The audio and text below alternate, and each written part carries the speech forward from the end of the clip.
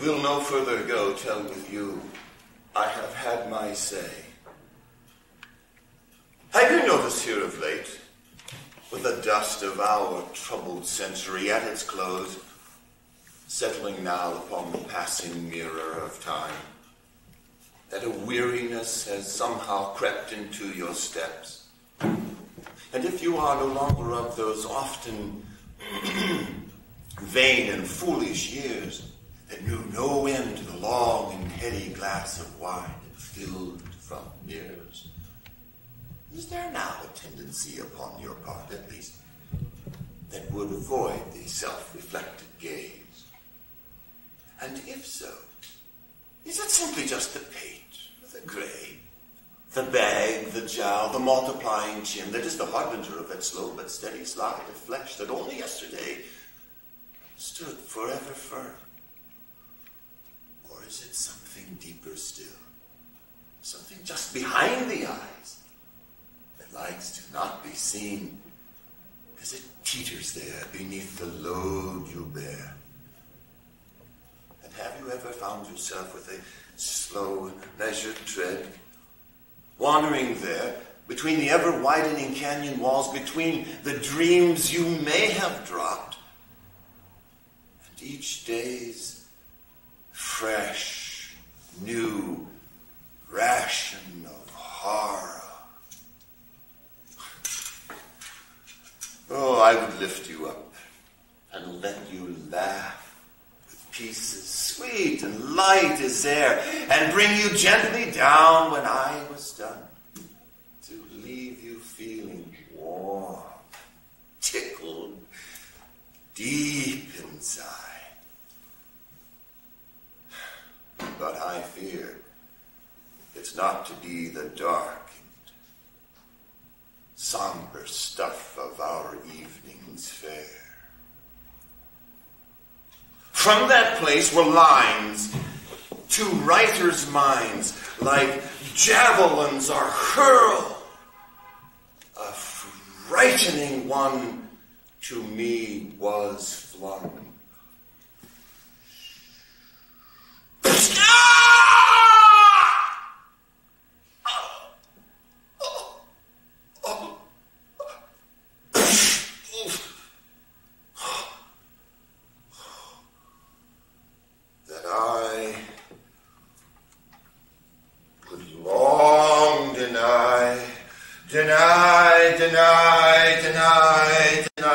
Deny. But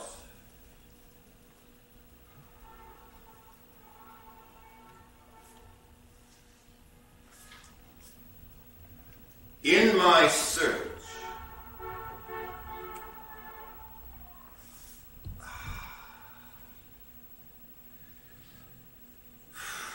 for something new,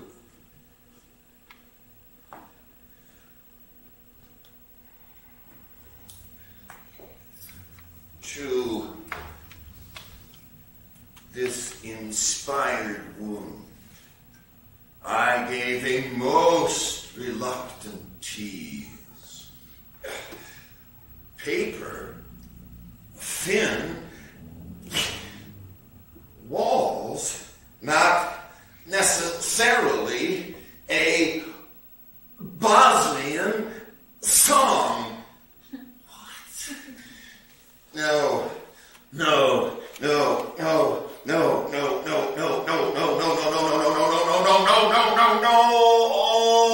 Okay. And here is all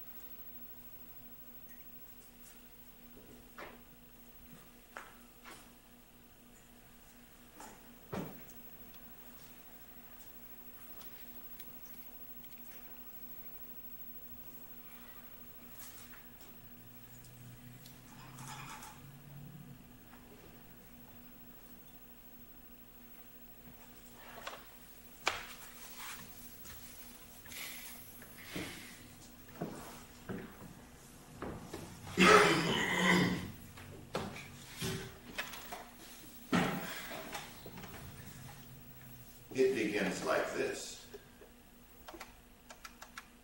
Shh! Listen! Can't you hear? There. That sound! A woman is being taken. Raped. Yes! Raped. In the room next door. I know it to be so. I can hear the cuff and the thump, the scrape of the struggle, the slap. As her resistance is quickly battered away, the roll of rude laugh. There it is again.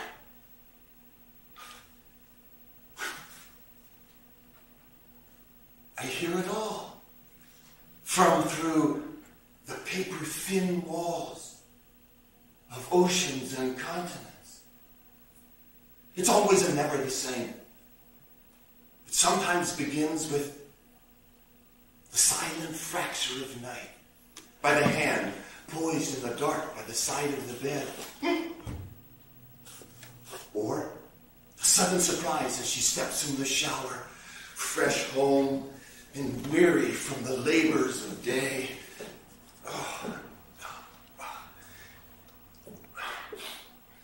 The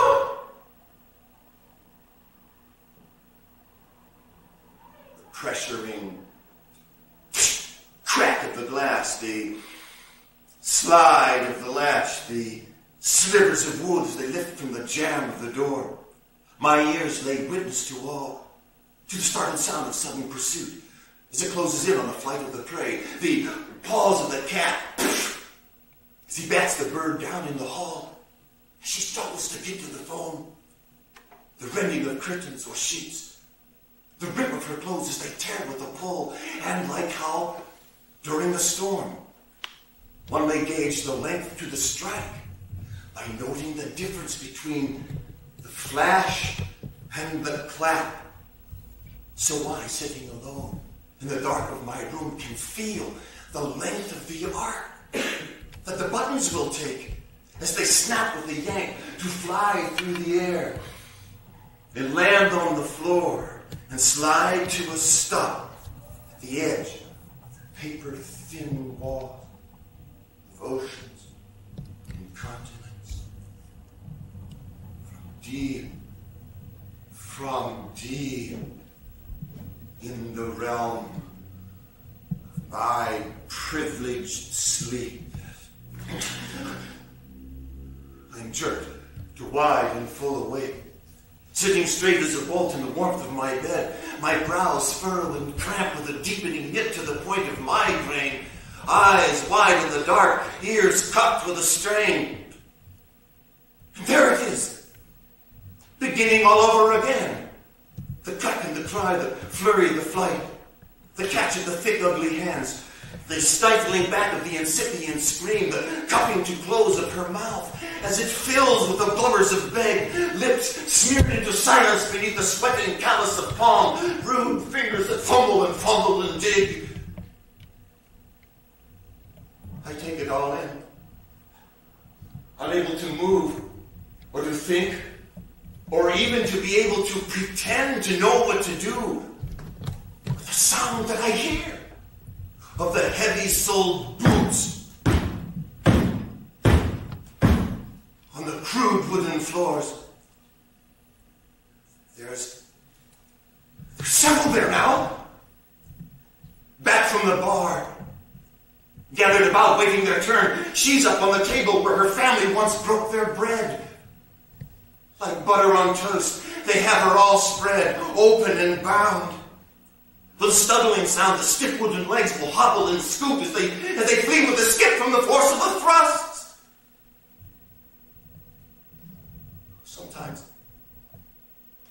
Sometimes they go in tandem, doubling up to work her in pairs, each from whichever end. That terrible cough that you hear.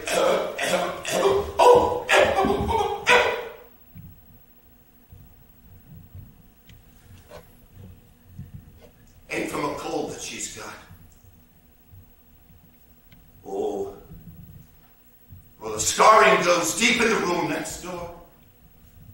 As mothers and sisters and daughters, like a reluctant cast in some hell of a nightmare play, are drawn along the stage from their places of hiding, deep in the wings of forests and fields and barns, held by the hair and the hands, and made to watch. It's her birthday. Oh, please don't. No. It's her birthday. Don't you do. No, please don't. No.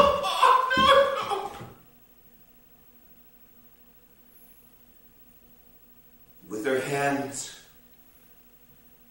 slowly swelling to blue,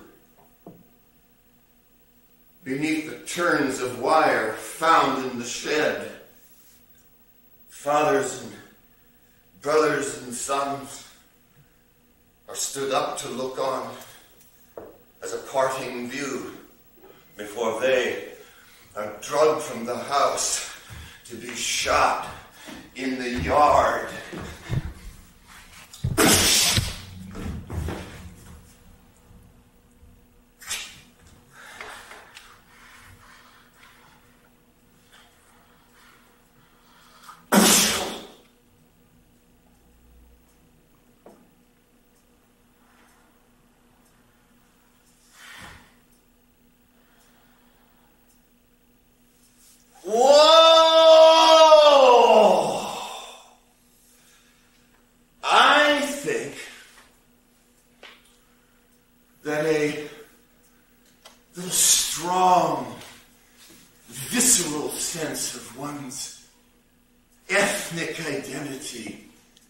Is so terribly important in maintaining a healthy outlook on life.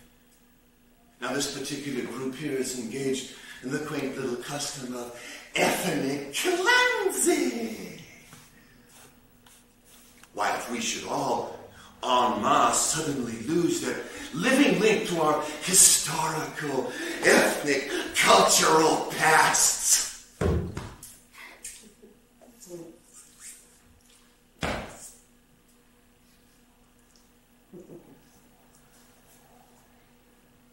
why, how in the world would we know whom to hate and to kill? Can you imagine the confusion that would ensue? There's precious little danger of that, I suppose. Why, in the last year alone, more than 1 million Hutus and Tutsis have hacked each other to death with machetes. It's a cultural thing. Yeah, a cultural thing. Oh, I simply adore the intrinsic beauty of ethnicity.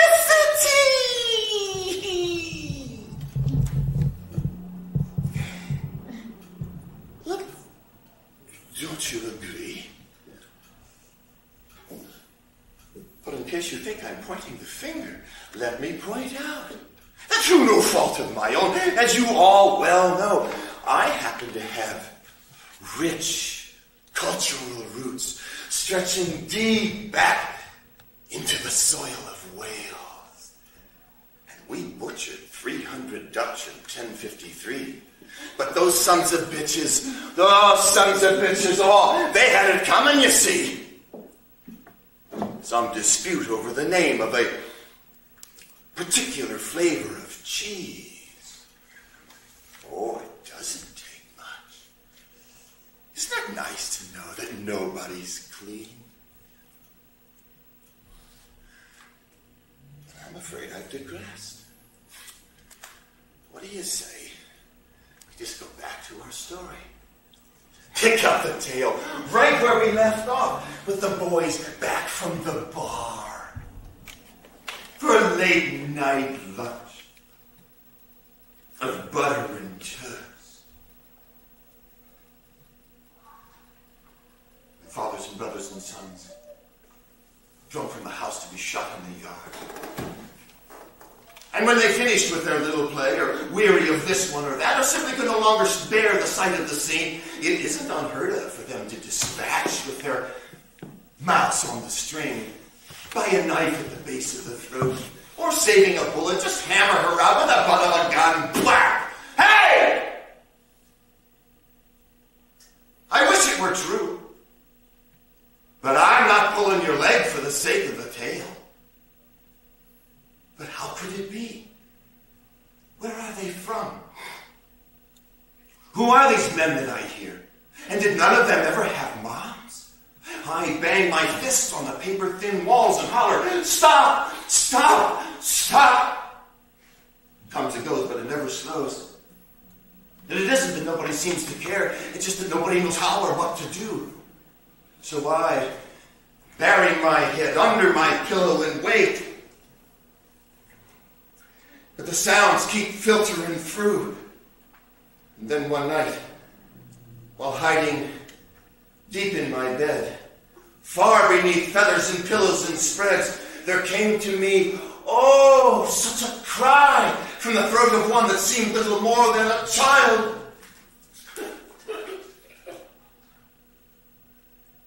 I don't know what governs such laws, but I saw the hair on my arm stand up on end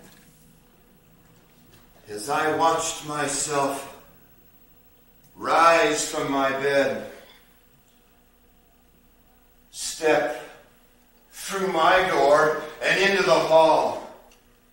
I moved with a flow, the way that you do in a dream. When I settled back down, it was in front of the door to that awful room. The room next to mine. I raised my hand in a fist. It felt foolish to knock without any plan. I reached for the knob, fully expecting it locked, but it moved with barely the hint of a touch, and I stepped into that room.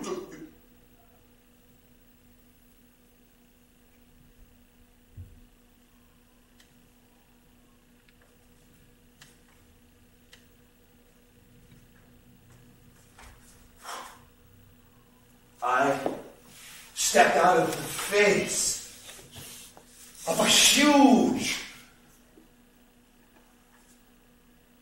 granite rock bordered by trees. I made my way through out into a field of tall, knee-high grass. Without any effort, my shoes seemed to move by themselves. I watched as my feet only lifted to fall, one foot in front of the next. The sun shone bright, yet it was strangely cool. A soft breeze teased at the grass, the trees. I ventured along, only to find my heart curiously buoyed, yet filled with a dread. Over some low hills, puffs of white smoke, and the roll of what might have been thunder, but could have only been guns. That and the sound of the breeze was all that I heard. As I stepped from the field up onto a road, more of a lane, narrow, unpaved. Long fingers of water lay stretched in the ruts that carried the memories of wagons that passed. And what felt to be southerly and not too far distant stood the sloping, pleasing old shapes of a farm. My feet began to move. I approached on cautious steps. Before I ever reached the yard of the barn, I found at the side of the road a rough woven basket, spilled of its load of apples and bread. Down an embankment from there, as though something had been dragged, stretched a long trail of misshapen grass into a dark grove of trees, and further on down toward the sounds of a stream. Following there in a crouch, I moved like a cat, silent and low, beneath the shade of the trees. Out near the edge, yet hidden from view, I paused for a look. That's where I saw, down by the water, flat on her back, they had her stretched in the sand. Two men, soldiers for sure, by their caps and their coats. One of them apparently down, the other his pants down to his knees.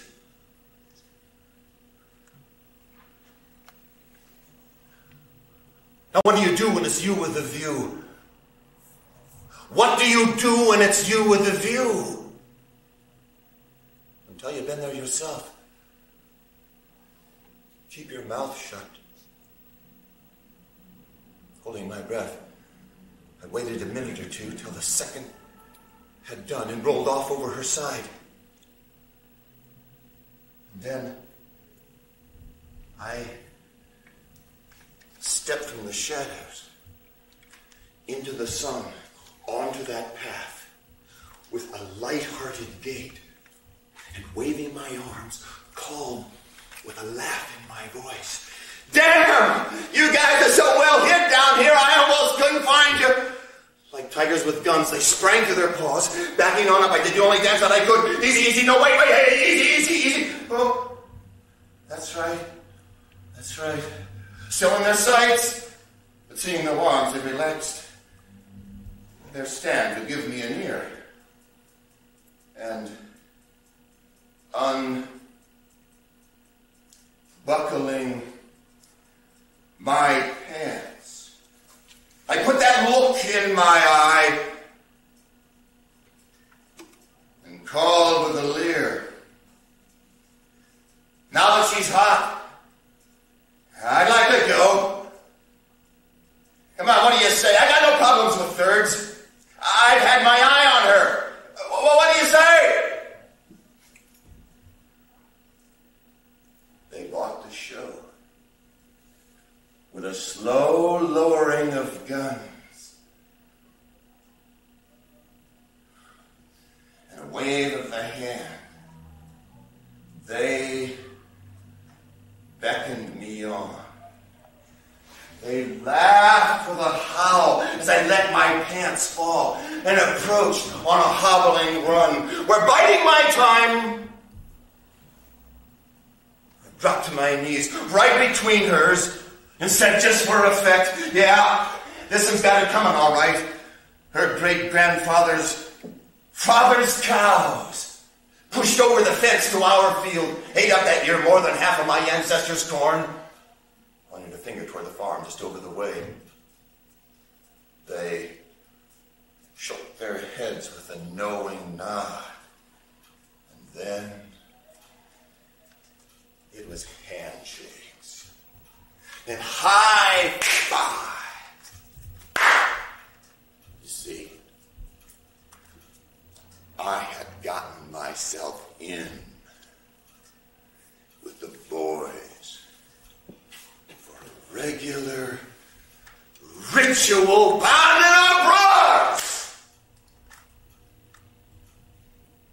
So timeless and old. So timeless and old.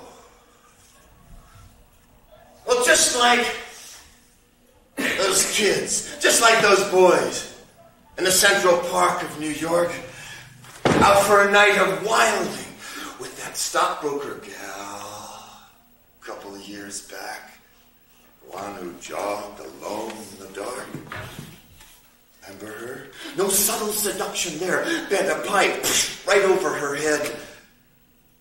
Curious choice of instruments, too, I have often felt, for such a fine, sensitive, intelligent group of young American boys. Stood in line. Futter in rows. Come on, Tiny, get in there. You're the last to go. I don't think I can, man. Just look at all that blood. Just look at all that. Oh, hell with it. Just get off. Come on, let's get out of here. Through the trees, up the walk, up the stairs. Oh, get all the way home. Have a bowl of cereal. Got laid. Got laid tonight.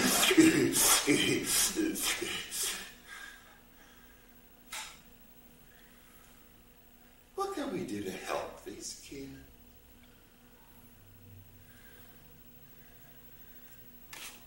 Never recover. Live on a tube. Now, that's going a bit too far. You see, you got to be careful when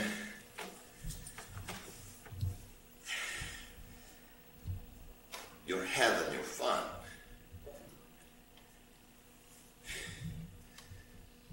But the truth of the matter is, you see,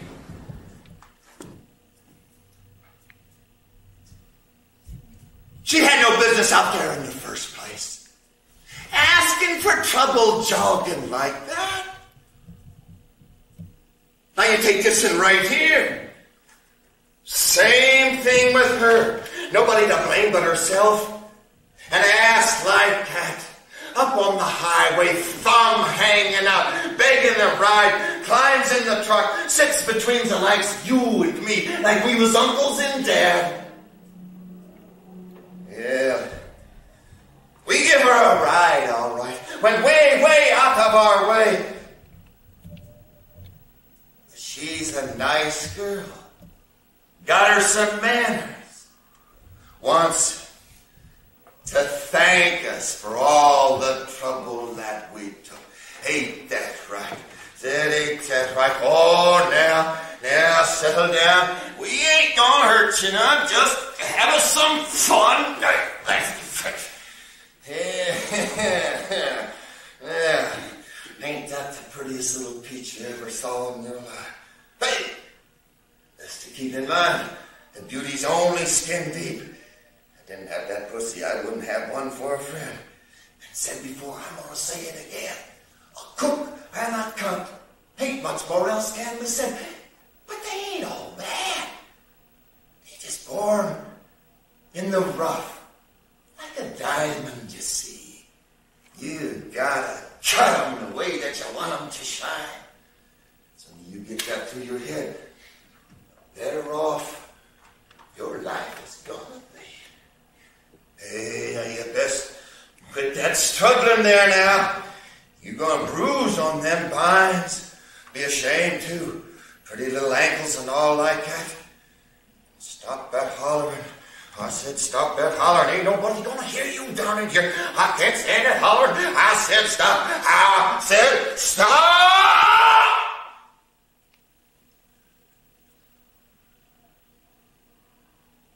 I am 10,000 men. In 10,000 places. Born low, born high. Found in all classes, found in all races. Inside, where it really counts, I'm empty, I'm angry, I'm lost, having no power. I abuse the strength that I have with cunning or brawn or threats to your life. I take what I want. Scant little thought for the damage I've done. Better beware. Learn how to walk. Keep your eyes open. I could be there. Let down your guard. I could be there. I'm this ratty old farmer, his misguided son. Those two soldiers down by the stream. Yeah, that's me. 10,000 faces. 10,000 places.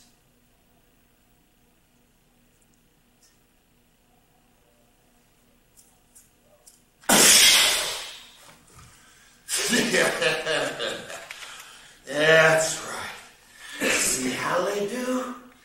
You smack them about, and they'll tussle right up. They like a strong man. Then you got your woman that you can live with without all that fuss. Psychology, my ass. Man's the head of the house. Says so in the Bible. Other end of the golden rule. They lip, you smack. Get it right. It's as simple as that. Besides, my ass. Where's my dinner? Only time I want you open your mouth to me is when you suck in my dick. You got that straight? I said you... You damn right you do. You damn right you do. You shut that brat. And bring me a beer. Life can be sweet, but you got to start right. Now, you keep your eye out just up over here. Well, do me some poking around and find out just who it is that we got here. We're so grateful that we give her a ride. Been a long time. Been a long time since I've had me some thank. Especially something this nice.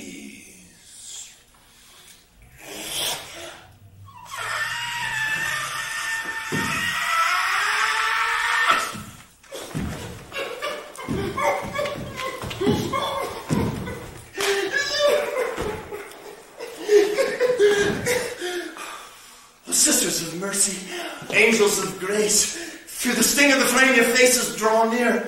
Speaking of when I fell at the shore and Father was there, with loving arms lifting, how I dragged from his eyes so caring and strong, like waves from the sea, drowning the fires of fear and of pain. Oh Father, where are your eyes? Where now is my drink? With this stab to my loins that is pierced to my heart, the path to my life feels altered and cut, with no way back to the me that was me from the me that is now. My puzzle is scattered, the pieces are flung, like a splintering star widening out, never to shine the way that it shone, given to me in the breath of my birth, forever now folded in anger and shadow and doubt. It separates out. I can feel it go. The sweet cream of my flesh from the skim milk of my soul.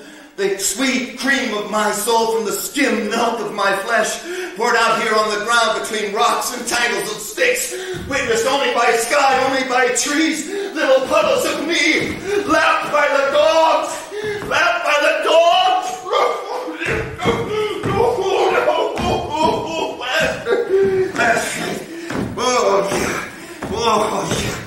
Oh yeah, I'm gonna get there.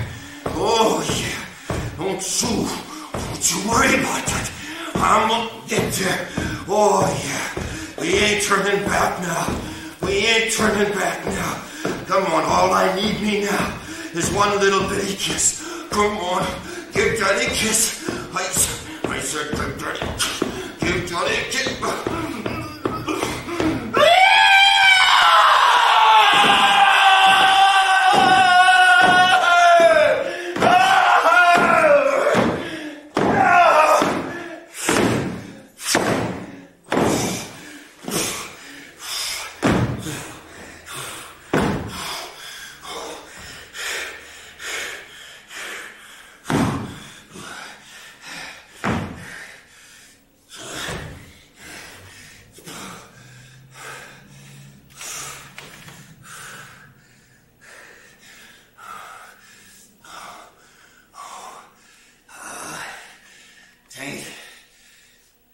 Ain't like it used to was.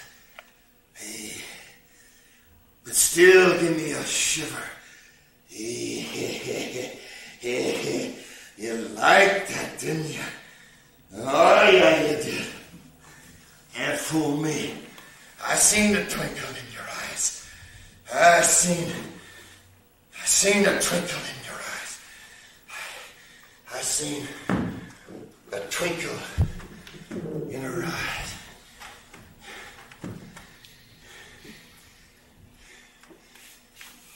I think we opened this up one.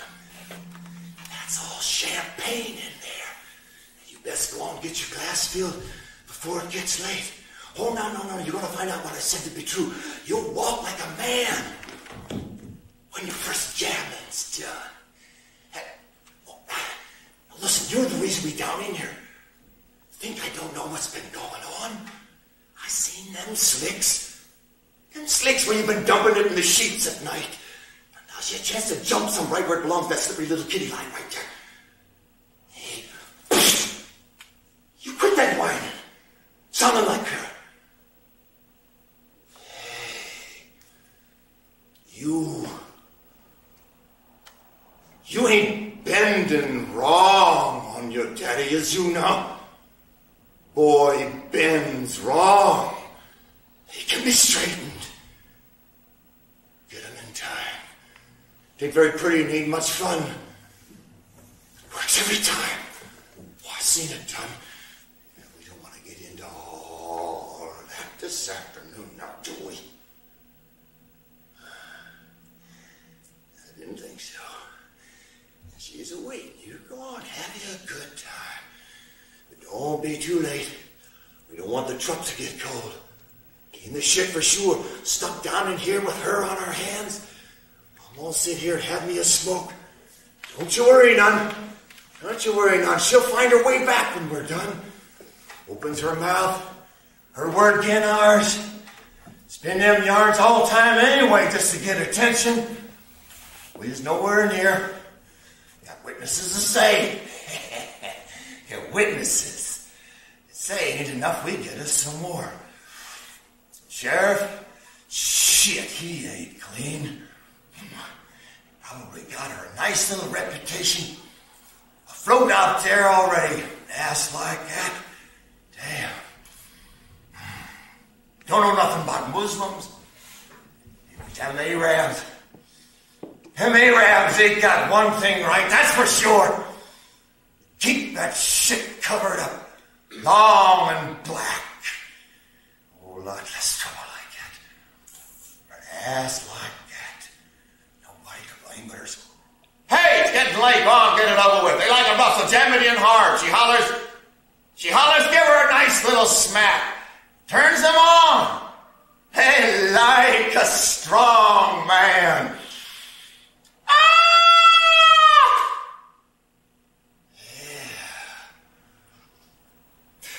That's right. That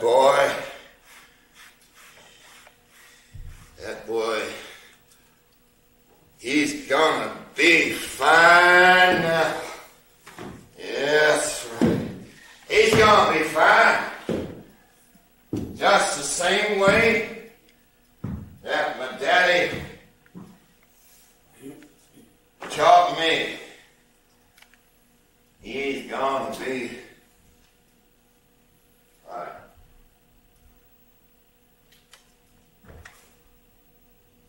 They laughed with a howl as I let my pants fall. Approached a hobbling run. We're biding my time. I got to my knees right between hers and said, just for effect, yeah. Listen. She's got it coming. All right. I forced myself to find what it took to look into her eyes. My God, what a face. My God, what a sight.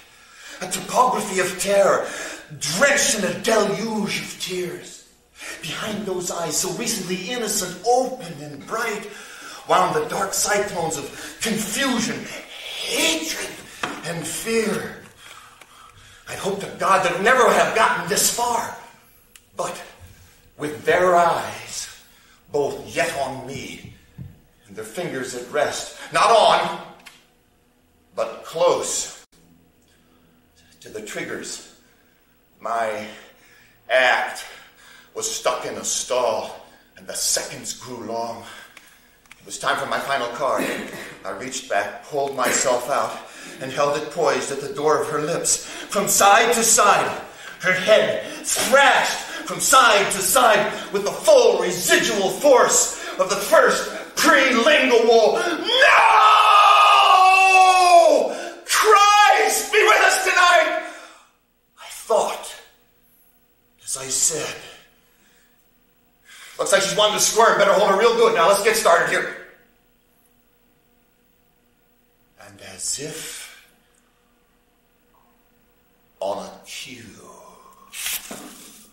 the one with his knees on her arms popped the butt of a bent cigarette into the curl of his lips and brought his face down into a cradle of hands where he harbored a sheltering light. My hand reached for the soft of her breast, but found and fondled a rock instead. And as he drew in that first puff, he sucked that rock straight up, dividing his hands to split open wide the point of his chin. His head snapped with an ugly crack. I saw the match in the butt rise to dance in the wind. Tightening my grip, I rode the rebound straight on around to bury that rock behind the other one's ear. Like a pumpkin that falls from a truck, I could feel the mastoid shatter and sink, freed from their grasp. Like a porpoise, she dove for her clothes.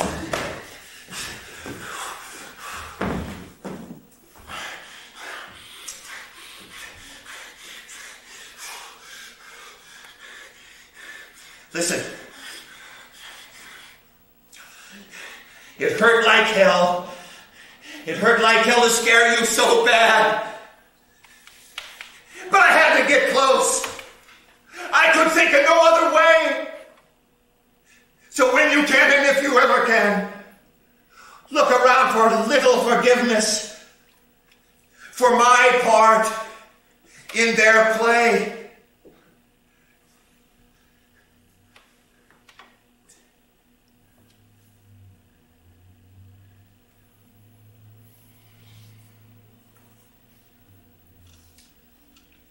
She wept with her face in her hands. God only knows. Oh, God only knows you've got plenty of cause. But maybe it would be best if you went back to the road. You've seen quite enough. And I don't think that you'd be happy watching the rest of the show.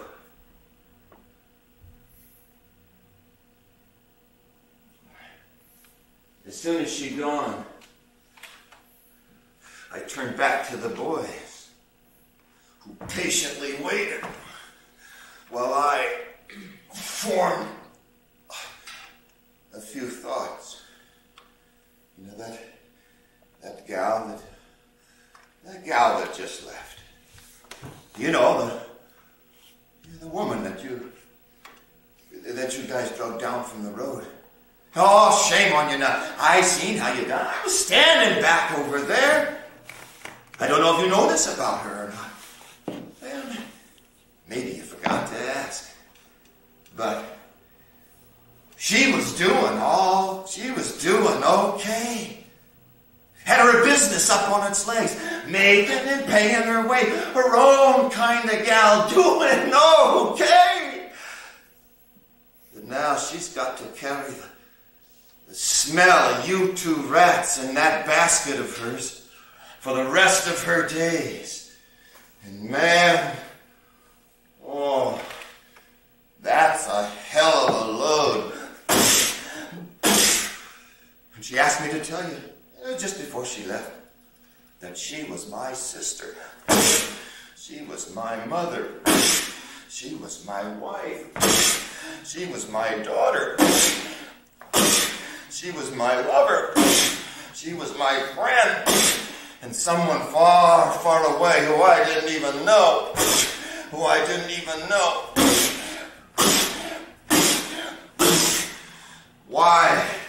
couldn't you just play by the rules?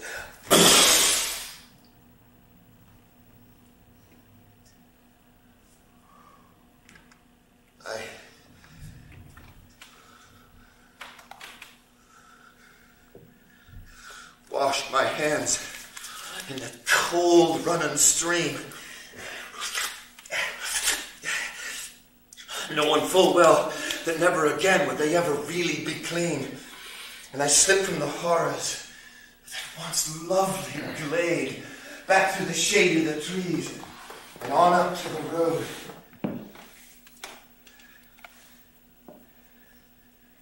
I found her there. I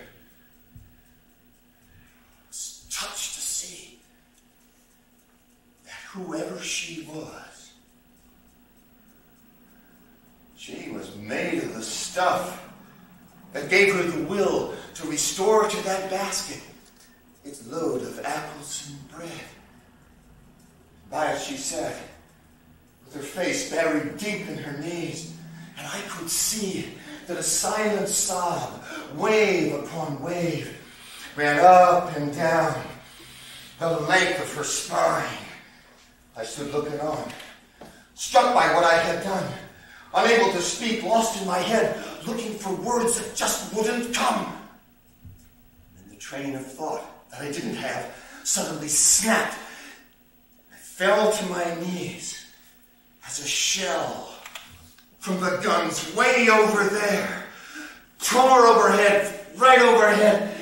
It shrieked with a cannon and smelled with the smoke of a cannon. I turned in time to see that lovely old barn suddenly lift in a shower of splinters and stones and settle back down to a cloud of smoke and the dust from the straws of 300 harvested years.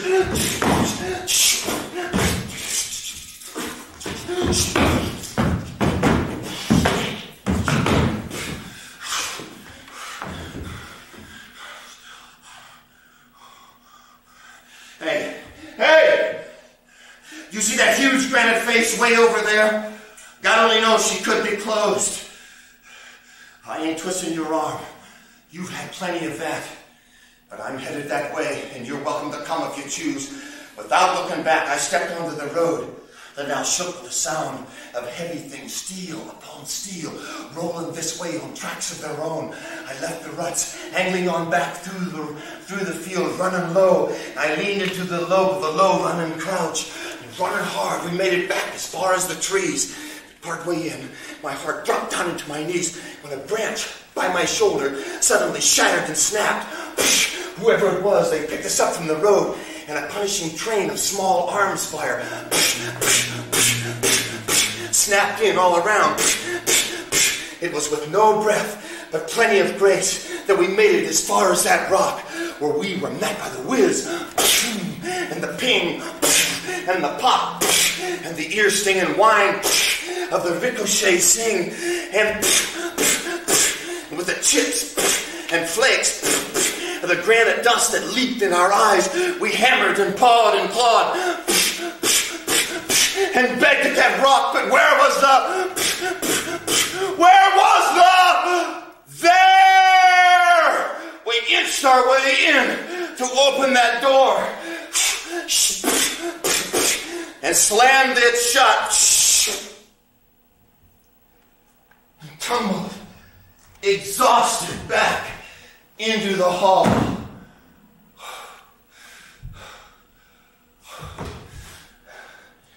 We crawled to my room and collapsed on the floor, begging for breath.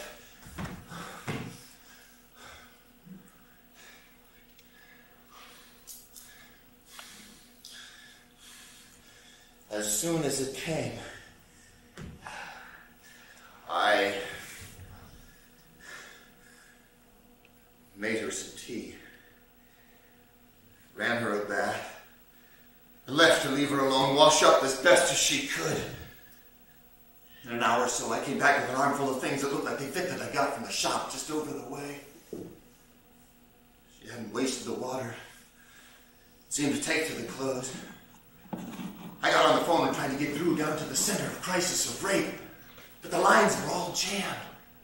The same sort of thing down at the center where the blue battered ones go for a hide and a rest and a mend. And I couldn't just leave her standing there alone on the line. Found a friend, A woman I know who knew and understood. Agreed to do all that she could and did. I left her off there, let it be known that I was going to help in any way that I possibly could. And please, just let me hear any news. Before long, my friend called to say that she had begun to weave back together the threads of a life. What else can you do? You gotta go on. And after a while, my friend called again to say that she had just somehow dropped out of sight.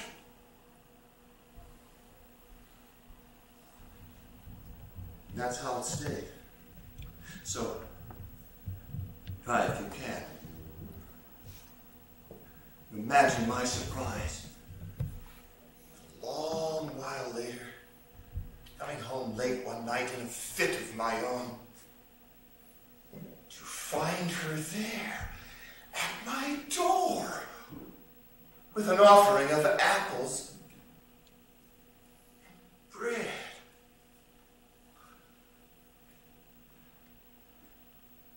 Over tea of very few words, we casually spoke of our fight through the field. And that wonderful crack. And that huge granite face. I felt no need of mentioning more. Since then we have become good friends. Quite close at the heart, as a matter of fact. Not lovers per se, I wouldn't stretch it that far, and neither would she.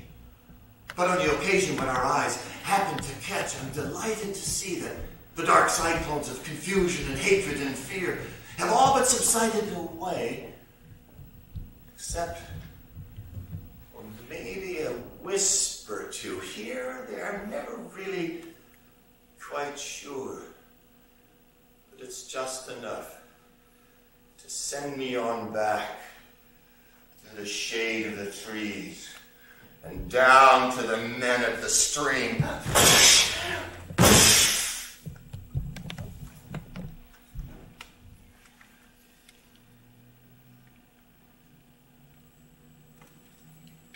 But I say not a word as I sip and slowly swallow my tea. And with a touch of the hand, a smile that seems completely restored. She'll get up and go. Unless it's quite late or particularly cold, or she feels as though she's caught the scent of something hanging here or there, about in the air.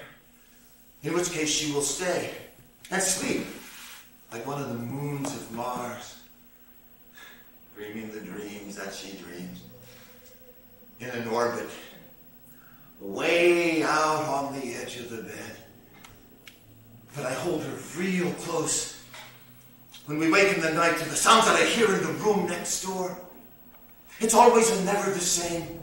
The crack of the glass, the slide of the latch, the slivers of wood as they lift from the jamb of the door, the flurry, the flight, the rip and the tear, the buttons that fly, the catch of the thick, ugly hands, the stifling back of the incipient scream, the cutting too close of her mouth as it fills with the blubbers of beg, lips smeared into silence beneath a sweating callus of palms, rude fingers that fumbled and fondled and digged, that scooted the bed and the stiff-legged walk of the table leg as it flees with a skip from the force of the thrust, and the sound of the heavy-soled boots on our crude wooden floors.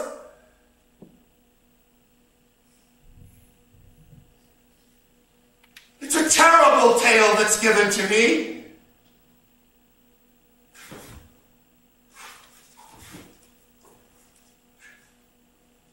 Shh! Listen! Can't you hear? There, that sound. The woman is being taken. In the room next door. I know it to be so. I can hear it all through the paper-thin walls of oceans and continents.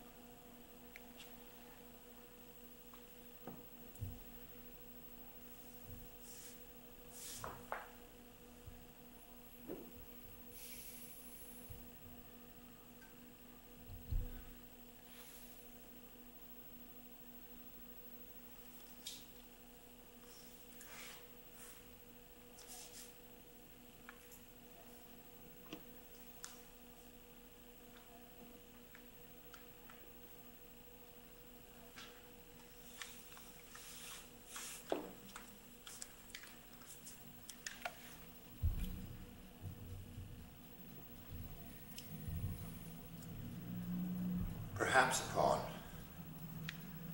another time,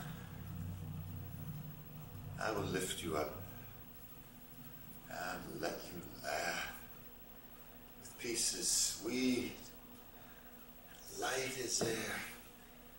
Bring you gently down when I was done. Leave you feeling warm and tickled deep inside. But as my prologue full and fairly warned, it wasn't the stuff of our evenings dark and disturbing fair, but with this tale of twisted, hollow men and shattered, wounded lives, before you here laid bare, both it and I